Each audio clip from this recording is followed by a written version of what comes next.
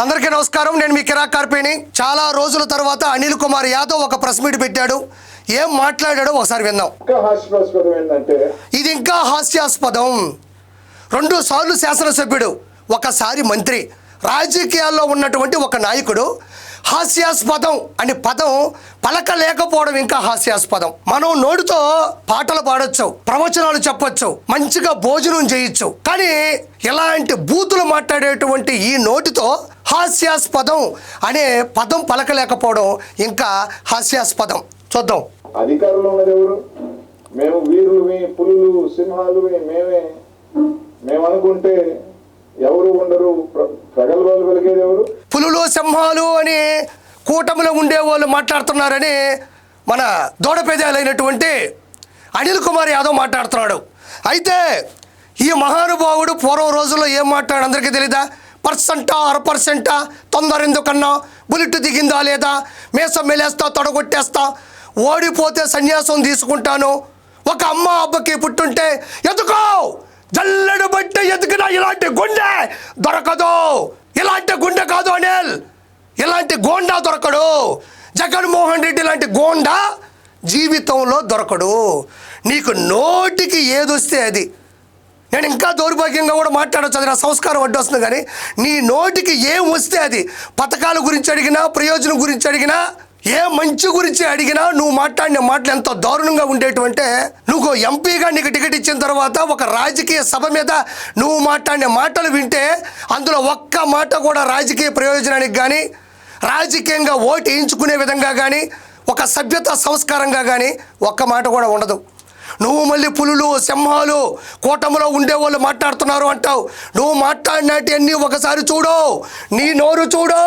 ఇక్కడ మనం గమనించినట్లయితే అనిల్ కుమార్ యాదవ్ చూస్తే కనపడేది, వినపడేది ఆయన నోరే. కాబట్టి నాకు ఆయన నోరు అంటే చాలా ఇష్టం. ఎందుకు అనాలి అంటే, ముందు ఆయన నోరు దగ్గరికి వెళ్ళిపోతాం మనం. ఆగండి మిత్రులారా, చూడండి. ఆహా, అబ్బా, ఆహా, ఎంత పసందైన నోరు, ఎంత పవిత్రమైన నోరు. ఈ భూమి మీద బూతుల ప్రవాహాన్ని సృష్టించి 151 నుంచి 11కి అధఃపాతాళంలో తోసేసినటువంటి నోరు. ఈ నోరుకి నా నమస్కారం. ఒక్క నిమిషం. అవునులే. ఇప్పుడే అందిన తాజా వార్త, అనిల్ కుమార్ నోరు నుంచి నా శివుకి చిన్న మెసేజ్ ఇచ్చాడు. రానున్న రోజుల్లో నేను ఇంకా రెచ్చిపోతాను, కాబట్టి ప్రస్తుతానికి చెన్నైలో ఉన్నాను. రానున్న రోజుల్లో అన్న ఆదేశాల మేరకు దూరి ఆలోచన జ్ఞానాన్ని మరిచి విచక్షణ జ్ఞానంగా బూతులు తిట్టి 2-1 నేను పట్టుకెళ్ళిపోతాను అంటున్నాడు. చెప్పేసి అన్నమాట. Thank you. అధికారాన్ని దుర్వినియోగం చేసి బెదిరించి కేసులు పెట్టిస్తుంది ఎవరు? అన్ని వాళ్ళు పెట్టుకొని మేము పెడుతున్నాం. అనిల్ కుమార్ యాదవ్ చెప్తున్నాడు, కూటమి ప్రభుత్వం, కూటమిలో ఉండేటువంటి అధికారులు అన్యాయంగా అధికార దుర్వినియోగం చేస్తున్నారు అంటున్నాడు ఈ మహానుభావుడు. తోటా చంద్రయ్య, నందం సుబ్బయ్య, డాక్టర్ సుధాకర్, డ్రైవర్ సుబ్రహ్మణ్యం, అమర్నాథ్ గౌడ్ లాంటి ఎంతోమంది అమాయకుల్ని అధికార మతంతో చంపేసిందని ఏమంటారు? అధికార దుర్వినియోగం అంటారు. ఎక్కడో ముంబైలో ఉండే నటి కాదంబరి జత్వనానిని ఇక్కడి నుంచి 3 IPSలను పంపించి అక్కడ ఎటువంటి ఇన్ఫర్మేషన్ ఇవ్వకుండా తీసుకొచ్చి చిత్ర హింసలు పెట్టిందని ఏమంటారు? అధికార దుర్వినియోగం అంటారు. రఘురామ్ కృష్ణరాజు గారిని అన్యాయంగా లోపల తీసుకెళ్లి 3rd డిగ్రీ ఇచ్చిందని ఏమంటారు? అధికార దుర్వినియోగం అంటారు. లెజెండరీ పర్సన్ అయినటువంటి నారా చంద్రబాబు నాయుడు గారిని అన్యాయంగా లోపల పెట్టి 52 రోజులు ఇబ్బంది పెట్టిన దాన్ని ఏమంటారు? అధికార దుర్వినియోగం అంటారు.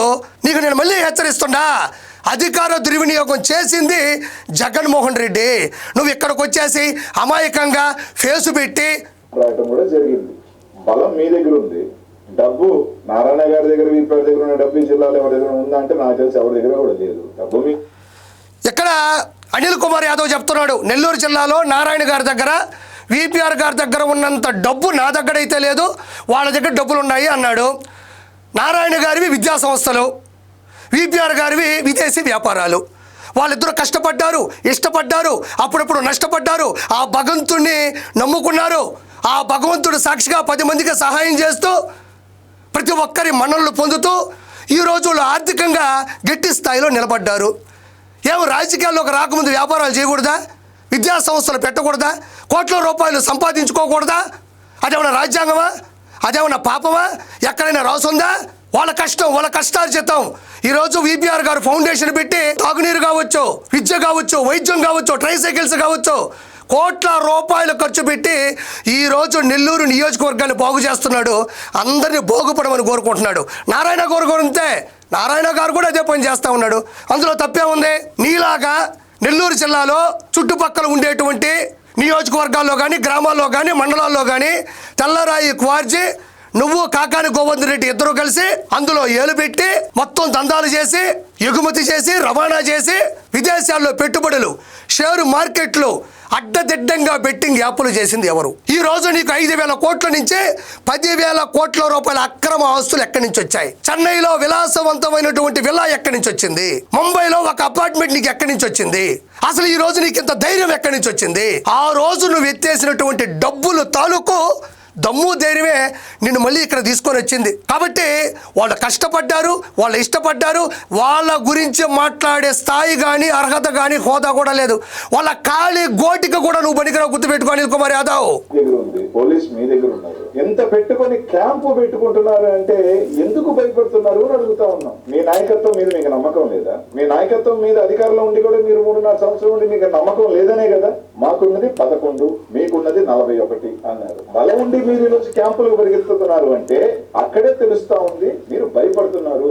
మీ కార్పొరేటర్ల మీద మీకు నమ్మకం లేదు. అక్కడ వాళ్ళు కూడా రేపు జగన్మోహన్ రెడ్డి గారు రాబోతున్నారని భయం మొదలైంది అనేది స్పష్టంగా తెలియవుతుంది. నెల్లూరు నగరంలో వైఎస్ఆర్ కాంగ్రెస్ పార్టీ ఇక్కడ మా దగ్గర 11 మంది కార్పొరేటర్లు ఉన్నారు, మీ దగ్గర 41 కార్పొరేటర్లు ఉన్నారు. మరి 41 ఉన్నప్పుడు మీరు ఎందుకు క్యాంపు నిర్వహిస్తున్నారు అంటున్నాడు అనిల్ కుమార్ యాదవ్. వాళ్ళు ఏమన్నా చిన్న పిల్లలా, లేదా కిడ్నాప్ చేశారా? ఇలా పట్టుకొని ఇలా ఎత్తుకొని వెళ్ళిపోయి దాచేశారా? వాళ్ళు రాజకీయాల్లో ఉన్నోళ్లే కదా, మీతో ఉన్నోళ్లే కదా. క్యాంపుకి ఎలా తీసుకెళ్ళిపోతారు? మరి 2024 ముందు కూడా 151 సీట్లు ఉన్నాయి. అధికారం మీ చేతిలో ఉంది, గోండాయిజం మీ చేతిలో ఉంది. ఆ రోజుల్లో చంద్రబాబు నాయుడు గారు కూటమి ఏమాత్రం మీ వాళ్ళని తీసుకెళ్లి క్యాంపు నిర్వహించలేదే. ఎందుకంటే ఆ రోజుల్లో కూడా దాని గురించి మీరేం మాట్లాడలేదు కాబట్టి చెప్తున్నా. మరి 151లో వచ్చి 11 ఎందుకు వచ్చాయి? భగవంతుడు ఎందుకో ఏ సమయంలో ఆలోచించి పెట్టాడో తెలియదు కానీ వచ్చిన సీట్లు 11. ఎక్కడ కార్పొరేటర్లు కూడా 11. ఏం చెయ్యాలా? అనిల్ కుమార్ యాదవ్ ఒకటి గుర్తుపెట్టుకో, క్యాంపు అన్న విషయం పక్కన పెట్టు. 2024లో వచ్చిన కే ర్యాంపు గుర్తుందా? 151 నుంచి 11 పడిపోయి వచ్చిన కే ర్యాంప్ అంటే నాకు తెలియదు, నేను చెప్పలేను. బహుశా మీకేమన్నా తెలుసుంటే కింద కామెంట్లో పెట్టండి. కాబట్టి నేను కోరుకునేది ఒకటే, ఈరోజు ప్రజలు కూటమి ప్రభుత్వం బాగుంది, పథకాలు బాగున్నాయి, మంచి చేస్తుంది, ప్రజల్లో ఉన్నారు, ప్రతి ఒక్కరూ మంచి స్థాయిని ఆలోచిస్తున్నారు. విపిఆర్ లాంటి దేవుడు నెల్లూరుకి దక్కాడు. ఆయన ఫౌండేషన్ ద్వారా కాకుండా ప్రతి ఒక్క విషయంలో కూడా ఆయన మంచి చేస్తున్నాడు. నారాయణ గారు విద్యా సంస్థల ద్వారా ఉన్నప్పటికీ కూడా ప్రజల్లోనే తిరుగుతున్నాడు. ఇలాంటి వ్యక్తులతో మనం ఉంటే మనము, మన బిడ్డలు, మన మహిళలు బాగుంటారు అన్న ఒక సదుద్దేశంతోనే ఈరోజు వాళ్ళందరూ పోగయ్యారు తప్ప క్యాంపుకు తీసుకెళ్లారు, గుంపుకు తీసుకెళ్లారు కాదు. క్యాంపు కాదు, కే ర్యాంపు. గుర్తుపెట్టుకోండి. నిన్నటితోనే మీరు క్యాంపు రాజకీయాలు రాత్రికి తిరుమల గంటకు తీసుకుని పాండిచేరికి, గోవాకు పరిగెత్తిన తీరిన రోజే అధికారంలో. ఇప్పుడు గోవాకి, పాండిచేరికి తీసుకెళ్ళిపోయినారు అంటున్నావు. సరే, సంటి బిడ్డలు ఏం కాదు, వాళ్ళు సక్కలకిల్లు పెడితే వచ్చేసేవాళ్ళు కాదు. చిన్నపిల్లలు వెళ్ళిపోతూ ఉంటే ఏ చాక్లెట్, ఏ బిస్కెట్ చూపిస్తే లబలబలబలరా అంటే వచ్చేవాళ్ళు కాదు. సరే, వాళ్ళు పాండిచేరి లేకపోతే గోవాకి వెళ్ళారా, గుజరాత్కి వెళ్ళారా, అరుణాచల్ ప్రదేశ్కి వెళ్ళారని పక్కన పెడతావు. అసలు నువ్వు ఎక్కడికి పోయినావు? 18 నెలలైంది కూటమి ప్రభుత్వం వచ్చి, వైఎస్ఆర్సీపీ ఓడిపోయి 18 నెలలైంది. నువ్వు అడిగిపోయినావు. నీ శ్రేణులు ఏమైపోయినారు, నీ నాయకులు ఏమైపోయినారు, నీ సేవకులు ఏమైపోయినారు, నీ కార్యకర్తలు ఏమైపోయినారు, నిన్ను నమ్ముకున్న వాళ్ళు ఏమైపోయినారు అని కూడా ఆలోచించకుండా ఈ రోజుటి వరకు నువ్వు నెల్లూరులో కనబడకుండా అప్పుడప్పుడు చెల్లిపోతూ ఉన్నావే. మరి నువ్వెందుకు కనబడటం లేదు? నువ్వు ఎక్కడ పోయినావు? నీకు ఎవరు క్యాంపు నిర్వహించారు? నువ్వెందుకు కనబడటం లేదు? అప్పుడెప్పుడో ప్రశాంతి రెడ్డి గారి గురించి ప్రసన్న కుమార్ రెడ్డి మాట్లాడినటువంటి కొన్ని దుర్మార్గమైన మాటలకి వెనకేసుకొచ్చినటువంటి నువ్వు మళ్ళీ ఎందుకు కనబడలేకుండా పోయినావు? జనాల్లో కనబడలేక, ఓటమిని తట్టుకోలేక, అవతల వాళ్ళ ప్రశ్నలకి సమాధానం చెప్పలేక నిన్ను నువ్వు దాచుకున్నావు చూడు, నీకు నువ్వు దాక్కున్నావు చూడు. That is camp. డబ్బు ఉండి, ఇన్ని ఉండి, బలం ఉండి పరిగెత్తిన రోజునే వైఎస్ఆర్ కాంగ్రెస్ పార్టీ నైతికంగా నెల్లూరు నగరంలో గెలిచి. ఎక్కడ మీరు ఒకటి ఆలోచించాలా? ఈ నోరు చూపిస్తా ఆగండి ఒకసారి. ఇగో ఈ నోరు చూడండి, ఇప్పుడు ఇక్కడ వరకే వస్తుంది. ఇక్కడ అప్పుడైతే ఎంత ఉండేది నోరు అని మాట్లాడు, నోటికి వచ్చింది మాట్లాడేవాడు. మేము గెలవాల్సిన అవసరం లేదు, మేము రుజువు చేసుకోవాల్సిన అవసరం మాకు లేదు. గంజాయి వదిలేసి ఏం చేస్తున్నారు? వైసీపీ వాళ్ళు ఎవరి మీద ఉన్నారు రౌడీ షీట్లు పెడతాం, వైసీపీ వాళ్ళు ఎవరి మీద ఉన్నారు కేసులు పెడతాం. అసలు గంజాయిని ప్రవేశపెట్టినటువంటి గోండా, గంజాయిని ప్రవేశపెట్టినటువంటి దొంగ ఎవరైనా ఉన్నారంటే అది జగన్మోహన్ రెడ్డి. నెల్లూరులో కావలు తీసుకో, ఆత్మకూరు తీసుకో, ఉదయగిరి తీసుకో, నెల్లూరు రూరల్, నెల్లూరు సిటీ, సర్వేపల్లి, కోవూరు, ఏ నియోజకవర్గానికి వెళ్ళినా కూడా మిట్ట మధ్యాహ్నం పట్టపగలు డిగ్రీ కాలేజీల్లో, ఇంటర్మీడియట్ గవర్నమెంట్ కాలేజీల్లో రోడ్డు మీద గంజాయి అమ్మినటువంటి ప్రేరేపించినటువంటి ఉన్మాది ఉగ్రవాది ఎవరైనా ఉన్నాడంటే అది జగన్మోహన్ రెడ్డి. ప్రత్యేకంగా ఎవరూ చెప్పనక్కర్లేదు. నెల్లూరులో గత చరిత్రలో ఎప్పుడు లేని విధంగా 100% సీట్లతో జనాలు కూటమి ప్రభుత్వానికి అధికారం ఇచ్చారు అంటే ఎవరు గంజాయి అమ్మినట్టు. కాబట్టి ఏదైనా చెప్పుతో కొట్టడం అంటే చెప్పుకోవడం కాదు, ప్రజల ఓట్ల ద్వారా ఎంతమంది అసెంబ్లీకి వెళ్ళారు అన్న విషయాన్ని బట్టే ఎవరు ఏ తప్పు చేశారన్నది నిర్ధారణ అవుతుంది. అనిల్ కుమార్ యాదవ్ అయితే ఇక్కడ ఏదో చివరికి ఏమన్నా అన్నాడు, చూద్దామనండి.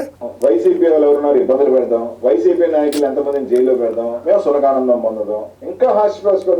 ఇక్కడ ఎవరి మీద కేసులు పెట్టారు, ఎవరిని లోపలేశారు, ఎవరిని కొట్టారు, ఎవరి మీద దుర్మార్గంగా ప్రవర్తించారో లిస్టు తీసుకోండి రా. నువ్వు నాతో డిబేట్కి రా, లేకపోతే నీ సాక్షి ఛానల్లో ఇలా పేపర్ పెట్టి వీళ్ళ మీద అన్యాయంగా కేసులు పెట్టారు, వీటికి నిర్ధారణ లేవు, వీటికి ఆరోపణలు ఉన్నాయి కానీ ఆధారాలు లేవు అని ఒక డిబేట్లో కూర్చోవు. అసలు నిన్ను నెల్లూరుకు వచ్చి అసలు తొడగొట్టేవాడివి, మీసం మెలేసేవాడివి. పోలవరం ఎప్పుడు ఫినిష్ అవుతావు స్వామి అని ఎవరిని అడిగితే చాలు నీ సెటైర్లు, నువ్వు మాట్లాడేటువంటి విలువ లేని మాటలు, నీ రోషం, నీ పౌరుషం ఇవన్నీ ఆడిపోయినాయి. ఏమి ఎంతోముందు ఒకసారి ఓడిపోయిన తర్వాత బయటకు కనబడ్డప్పుడు నేను సవాల్ ఇసిరాను, వాళ్ళు ఎవరూ తీసుకోలేదు. ఎంత గొప్ప మాట. పరుచూరి బ్రదర్స్ రాయగలరా, త్రివిక్రమ శ్రీనివాస్ గారు రాయగలరా, ప్రపంచంలో ఏ రైటర్ అయినా దానికి కౌంటర్ రాయగలరా? ఆ గొప్ప కౌంటర్ రాసినటువంటి ఎన్కౌంటర్లో పోయినటువంటి గొప్ప వ్యక్తివి నువ్వు. కాబట్టి అనిల్ కుమార్ యాదవ్, నీ పాపాలు పండినాయి, నీ లోపాలు ప్రపంచానికి తెలిసినాయి. నువ్వు జీవితంలో రాజకీయుడుగా అనర్హుడివి, నువ్వు అనర్హుడివి. మీ అన్న అధికారంలోకి రాలేడు, అసెంబ్లీలోకి అసలు రాలేడు. Thank you so much.